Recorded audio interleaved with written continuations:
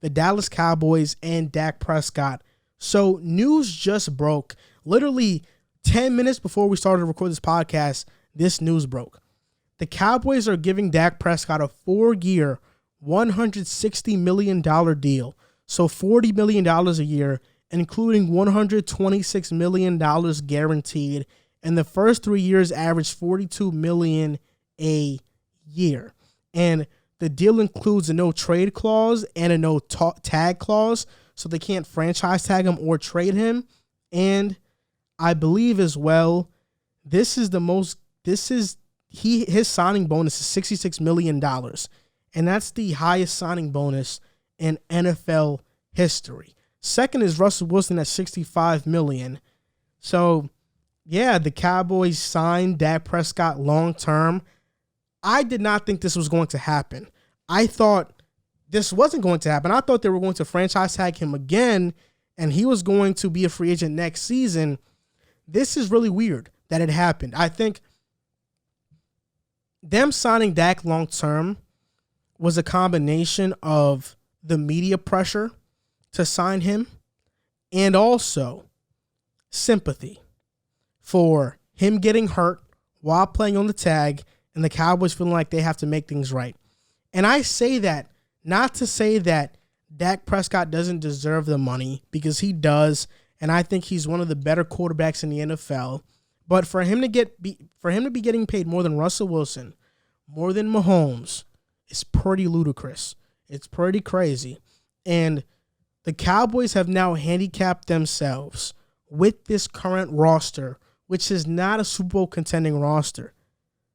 Them signing Dak Prescott long-term after seeing what the Rams were with Jared Goff, after seeing what the Eagles became with Carson Wentz, was the stupidest move that this franchise could have ever made. They don't even have a solid foundation in Mike McCarthy. We don't even know what he's going to be.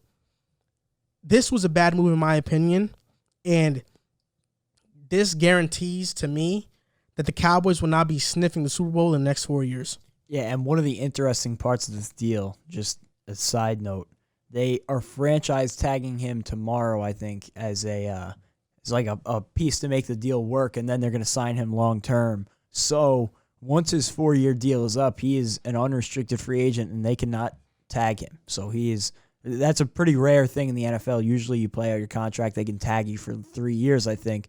But now that they have used another tag on Dak Prescott, he'll be an outright free agent in 4 years. So an interesting part of the deal there. But I agree with you in the sense that it was a strange deal for me just because the cap situation they're in and where they're at as a roster. I don't think they're ready to compete. I would have felt better about the deal if we would have seen Dak Prescott play a whole season the way he did the first 4 or 5 games of the season, because he was looking like an elite quarterback to start the year.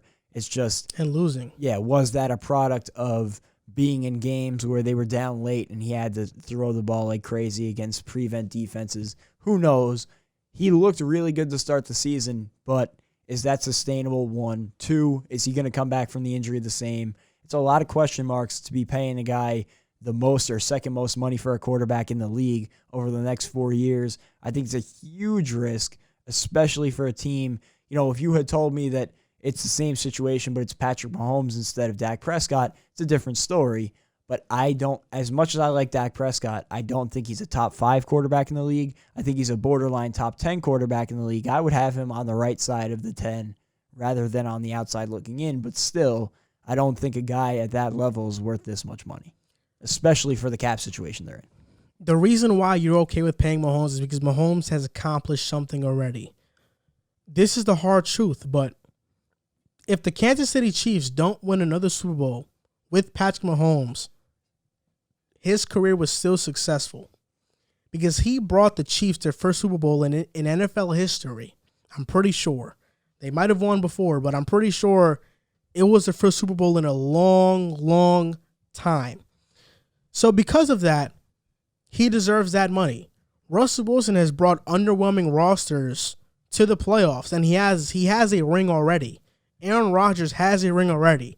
A lot of these quarterbacks that got big superstar money have won their rings already, outside of Deshaun Watson and now Dak Prescott. Dak Prescott is not a superstar quarterback. He's not an elite quarterback. Their offensive line is diminishing already. Their weapons are still there. Their defense is really suspect. Dan Quinn was hired, so maybe he does fix up their defense. He's going to run a cover 3 scheme. We'll see how that goes. But I just can't help to feel that this was a bad move. Because unless the cap skyrockets in the next couple of years, the Cowboys are pretty much dead in the water in terms of what they can do with the roster. I just don't know how you can see the trend of quarterbacks getting paid and pay a quarterback that's not in the upper echelon of quarterbacks, especially in such a loaded quarterback draft class, which is this draft class right now, that we have 5 quarterbacks that have a ton of potential. It's just a weird move. Yeah, that's the problem with a guy like Mahomes' contract. Like, he resets the market, and then that's the bar for everybody else to shoot for. But Mahomes, like, he is far and away better than a lot of these guys who are going to be receiving contracts coming up. And not meant as any disrespect to Dak Prescott, he's a much better quarterback than Dak Prescott.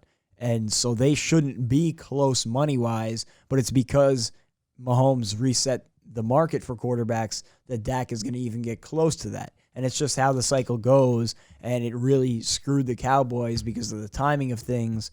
But I think you're going to see a lot of overhaul with this Cowboys roster in the next coming years. I think Ezekiel Elliott will be a guy that they'll try and look to do something with that contract. Amari Cooper is another guy. There's a few more other names, but they have so many big contracts on the books. Eventually, they're going to have to start changing things there. I'm going to do an overview of the dumbest decisions the Cowboys have made in the past couple of years. Number 1 was sign Ezekiel Elliott, which was sign a running back to a big contract, and we already know how that story ends up most of the time. Just ask the Rams with Todd Gurley. They paid an inside linebacker in Jalen Smith big money. He wasn't even a top linebacker at the time, and they paid him big money. They paid the least 2 important positions on the field big money to long-term deals in Ezekiel Elliott and Jalen Smith. When I thought Tony Pollard was really ready to take the reins, I'm in love with Tony Pollard's game. He's looked pretty good. Yes, I really love Tony Pollard. Then, Dak Prescott. The quarterback position is the most important position on the field, and you have to take care of that position. But Dak Prescott, paying him $42 million is right there with those moves as some of the worst moves. Because this contract, this signing, guarantees the Cowboys will not win the Super Bowl. And when you look at the NFC East and how the Washington football team is looking, it doesn't guarantee they'll win the division.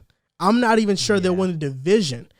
If the Cowboys win a division only 2 times out of the 4 years of Dak's contract, that's a complete and utter failure. Yeah, I would feel better about a team like the Washington football team making a move like this. I think they're more ready to compete playoff-wise than the Cowboys are with their current roster.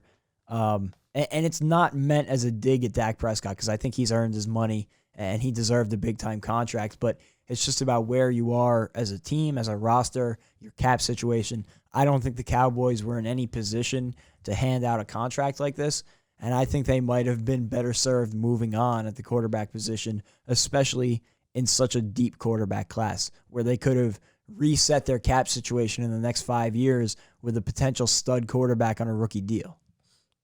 The last time the Dallas Cowboys won a Super Bowl was in 1996. So right now they're on a 25-year Super Bowl drought. If you're listening, if you're a Cowboys fan and you're watching this, get ready for it to be 30 plus because it's not going to happen in the next 4 years and in the next 5, if we're being honest. Wow.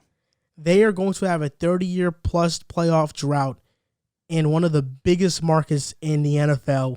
In what the Dallas Cowboys are called the America's team. And I guess just like America, they are making bad decisions as well.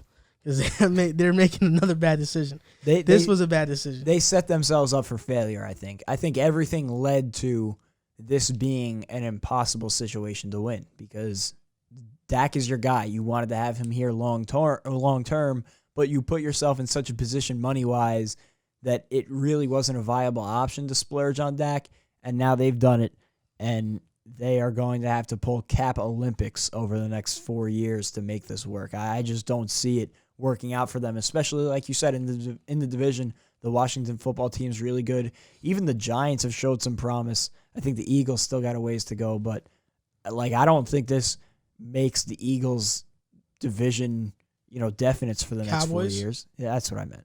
What did I say? You said Eagles. Yeah, I don't think this makes the Cowboys the division. I don't even know if it makes them the favorites, depending on what the football team does at quarterback. Yeah, it So, doesn't.